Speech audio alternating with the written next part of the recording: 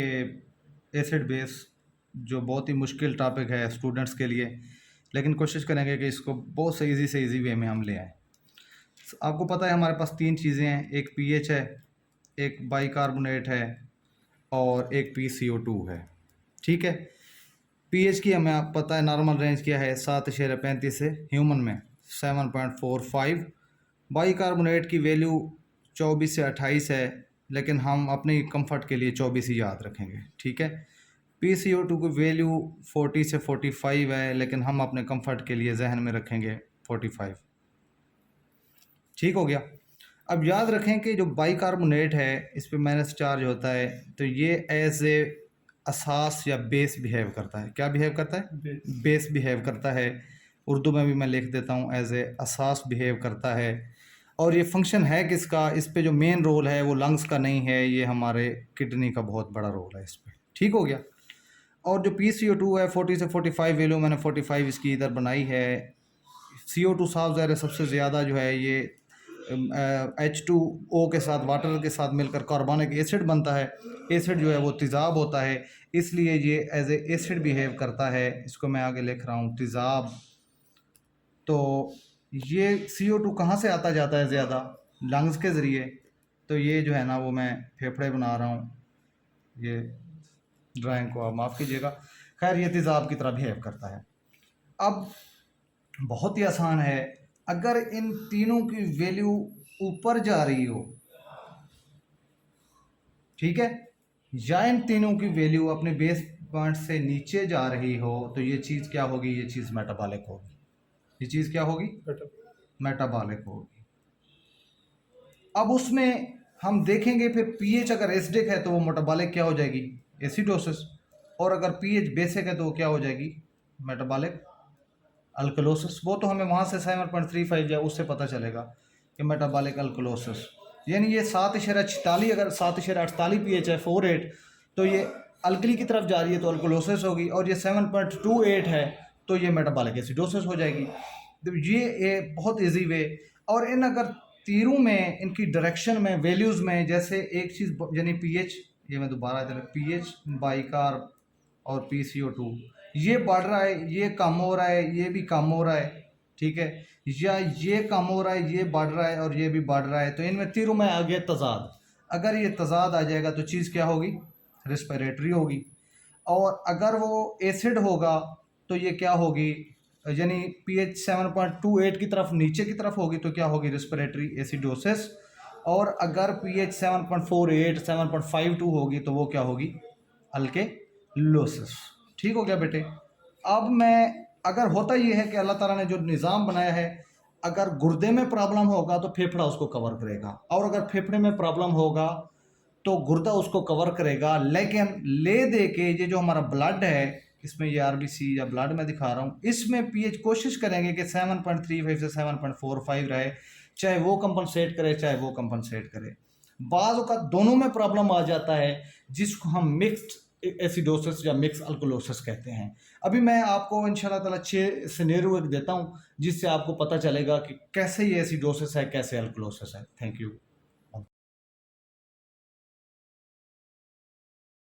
अच्छा अब्दुल्ला भाई, मैंने आपको बताया कि अब हम 6 केसेस पढ़ेंगे कि तीर का रुख किधर जा रहा है, कैसे जा रहा है, नॉर्मल वैल्यू कितनी है। बहुत इजी है इंशाल्लाह, इस पे कन्फ्यूजन लोगों ने क्रिएट कराई हुई है ऐसे।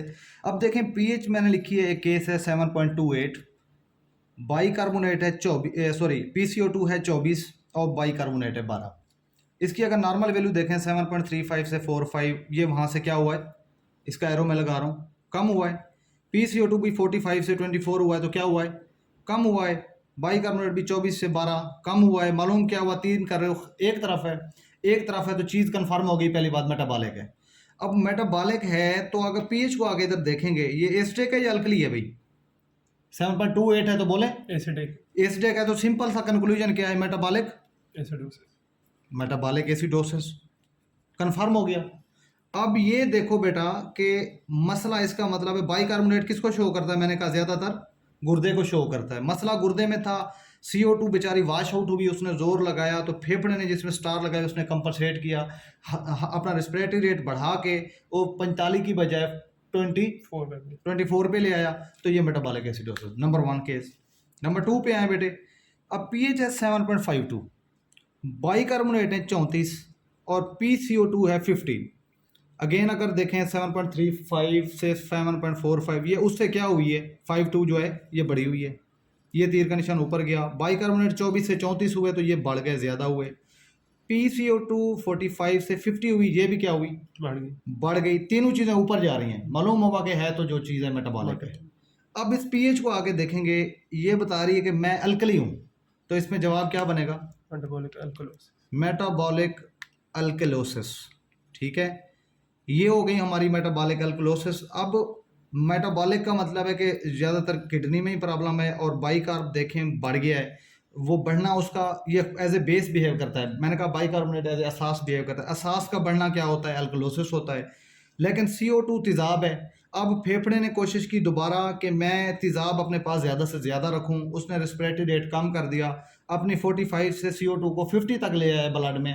अब तेज़ाब असाफ कुछ ना कुछ उसने बराबर करने की कोशिश की, तो ये जो है ना वो मेटाबॉलिक अल्कलोसिस। अब स्टार किस पे आया, CO2 पे, यानी फेफड़े ट्राई कर रहे हैं कवर करने की। अगला केस बेटे, पीएच है 7.26, PCO2 है 65, बाइकार्बोनेट है 29। ध्यान से देखिएगा, अगर 3, 5, 4, 5 आपको नॉर्मल वैल्यू यकीन से याद है तो ये कम हो गई है, पहला तीर का निशान आ जाएगा नीचे।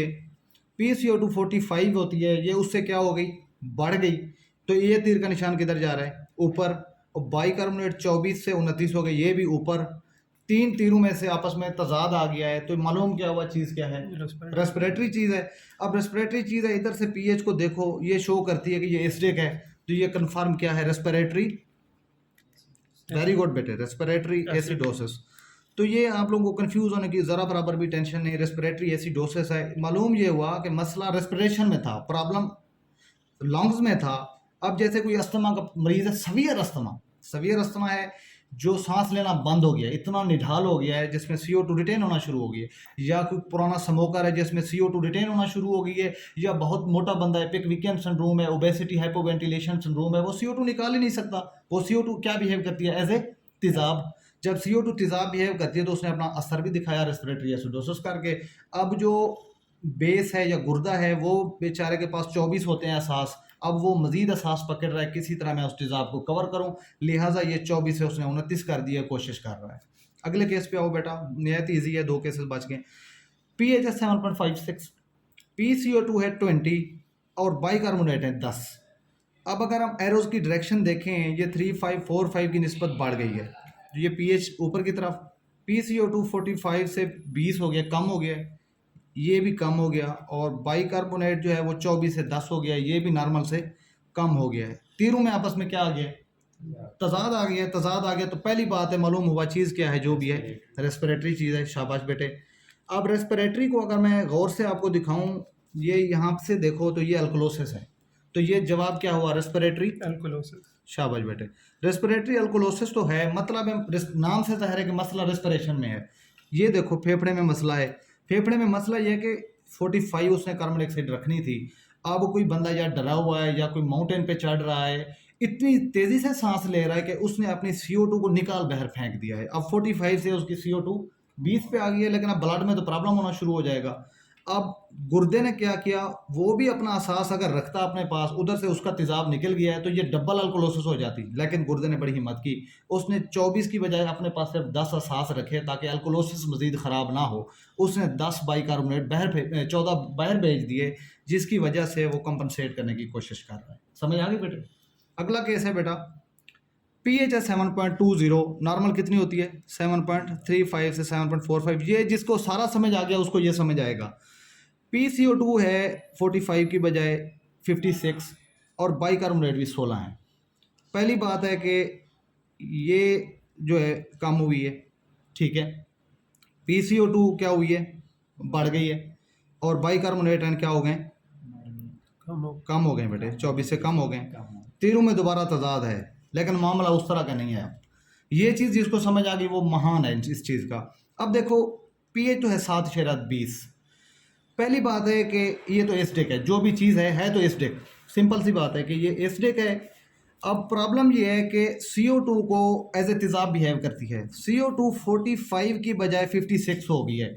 यहाँ से तो सीधा सीधा लग रहा है कि कार्बन डाइऑक्साइड रिटेन कर रहा है। जैसे COPD का पेशेंट है, कोई आम सा बंदा होगा तो वो कह देगा रेस्पिरेटरी एसिडोसिस है, लेकिन अगर वो रेस्पिरेटरी एसिडोसिस है तो गुर्दे को अपने पास बाइकार्बोनेट रखने चाहिए थे ताकि वो इसको कंपनसेट करता।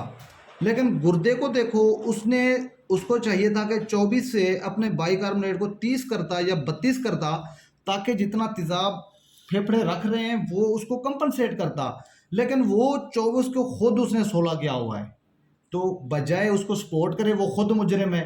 लिहाजा जहां फेफड़ा मुजरिम है वहां बराबर का मुजरिम कौन है? गुर्दा मुजरिम है। तो हम इसको कहते हैं mixed respiratory and metabolic acidosis. Mixed respiratory and metabolic acidosis. आप अगर तीरों को देखें, इधर भी तीनों तीर बराबर नीचे जा रहे थे, इधर ऊपर जा रहे थे। इधर सिर्फ पीएच वाला जो तीर था इसमें प्रॉब्लम था, वो दो एक दूसरे के साथ साथ चल रहे थे। इधर भी पीएच वाले में मसला था, लेकिन ये दोनों तीर साथ साथ चल रहे थे। लेकिन इधर अगर आप गौर करें, ये पीएच तो नीचे आ रही है, लेकिन इनके अपने जो दो तीर हैं इनमें भी प्रॉब्लम है।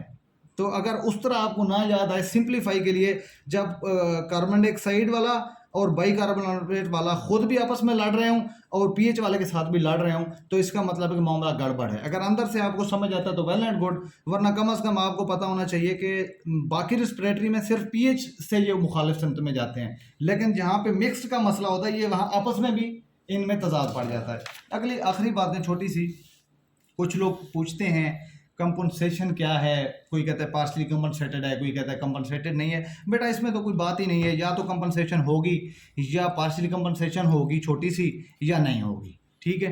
अब 7.35 या 7.45 में पीएच ले आया है कोई, अगर गुर्दा खराब है फेफड़ा ले आया है, अगर फेफड़ा खराब है तो किडनी उसको ले आया है, अगर वो पीएच इस रेंज में आ गई है तो आप सीधा सा कहेंगे compensated metabolic acidosis, compensated metabolic acidosis. अगर ये बिल्कुल इसके करीब आने की कोशिश की है उसने, लेकिन पार तक नहीं आ सका, पीएच 7.33 है, जो पार्शली कंपनसेटेड है। इसी तरह अगर अल्कली साइड पे था, थोड़ा सा 4-5 के बिल्कुल करीब आके पहुंचा है, तो आप कहेंगे पार्शली कंपनसेटेड। ठीक है, जो भी अल्कोलोसिस थी। अगर 7.52 है, बिल्कुल ही दूर दूर तक वो 0.07 का फ़र्क है, तो ये डीकम्पनसेटेड है। इसी तरह अगर एसिड भी, जैसे डीके वाला पेशेंट आता है उसमें भी 7.21 है, तो ये डीकम्पनसेटेड है। तो ये सिंपल सी बात है। और ये आखिरी मैंने क्या लिखा है, हाँ, अगर ये इवन आपको दे देते हैं कि पीएच 7.35 है या 36 है और ये बाइकार्बोनेट 12 है और PCO2 18 है, आप लोग कहते हैं कि पीएच तो नॉर्मल है। अब इसके तीर को मैं क्या करूं? आप समझते हैं कि अब इसके तीर को मैं क्या, इसके तीर को रहने दें। बाइकार्बोनेट के देखें, बाइकार्बोनेट का तीर 24 से क्या हो गया, नीचे हो गया। PCO2 का भी तीर नीचे हो गया। आप अगर इस रेंज को देखें तो आपको क्लू मिल रहा है कि ये नीचे वाली साइड पे या ऊपर वाली साइड पे। तो इसको देखें, आप इसको नीचे लगाएं तो ये तीनों अगर नीचे आ गए तो चीज़ फिर मालूम हो गया कि मेटाबॉलिक है। एसिडोसिस है या अल्कोलोसिस, वो हमें यहाँ से पता चलेगा। तो ये अगरचे 3-5 है, लेकिन ये है एसिडोसिस ही, लेकिन ये क्या हो चुकी है, यस, कंपनसेटेड। मेरे ख्याल में इंशाल्लाह ताला आपको इससे बहुत फ़ायदा मिलेगा। कोई गलती कोताही हो तो अल्लाह माफ़ करे। अस्सलाम वालेकुम।